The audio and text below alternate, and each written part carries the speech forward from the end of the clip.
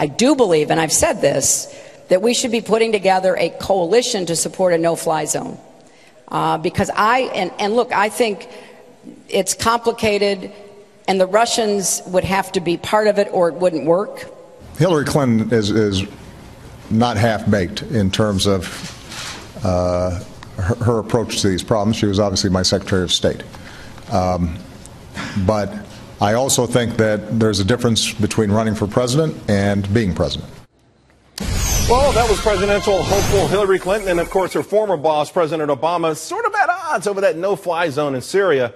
Now, her stance on how the U.S. should handle the humanitarian crisis also separates her from the party and the Obama administration. Plus, she's publicly denounced the administration's effort to train Syrian rebels. So is this proof that a President Clinton would actually be different from a President Obama? Joining me now, Judith Miller, Manhattan Institute Adjunct Fellow and Fox News contributor, and Chuck Nash, former U.S. Navy captain and Fox News military analyst.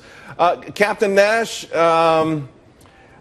listen, Hillary's sounding very hawkish for someone who's running in a very liberal contest.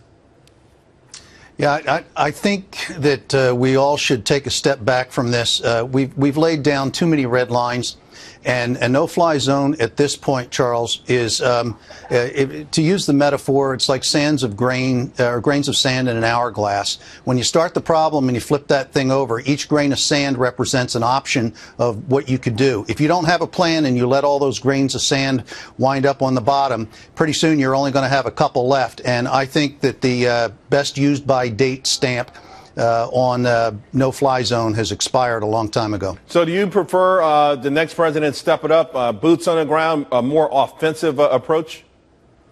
I think we don't actually have a place in the Syrian civil war right now. You know, we're already over the cliff, so hitting the brakes or steering left, steering right doesn't matter. The only person with a plan in this today is Vladimir Putin. We've given this thing up. To try to take it back now, it just uses bad ideas at a wrong time. I guess, Judith, that turns the whole Colin Powell thing upside down in terms of breaking it and owning it. You know, you could say we helped to break it, but certainly to Captain Nash's point, Vladimir Putin owns this thing.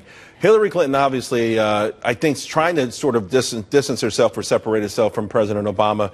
It's not the most hawkish position, but we don't hear anybody else on that side talk about things like that. No, in her position, you know, the no-fly zone, I know that Captain Nash doesn't like it, but it has been endorsed by virtually all of the serious Republican candidates. I think what Hillary is trying to do is to separate herself from the idea that America shouldn't have a leadership role in the Middle East. That's been Obama's position. That's what he's effectively said. But if we're establishing no-fly zones, that's a pretty dominant, you know, to tell people where they can fly within their respective their own nation. Right, and most military people, like Captain Nash, say, you know, this is going to take a lot more troops and a lot more military resources to actually establish such a zone than we're willing to commit. But I don't think that's her point. She's not wedded to a zone or any specific solution. She's saying America has to be more assertive. American leadership has to be a factor. We cannot leave this to Vladimir Putin and Russia to sort out. Yeah. And I think that's a message that a lot of Americans want to hear. Well, I'm inclined to agree with Captain Nash with respect to, you know, maybe it's too little too late, but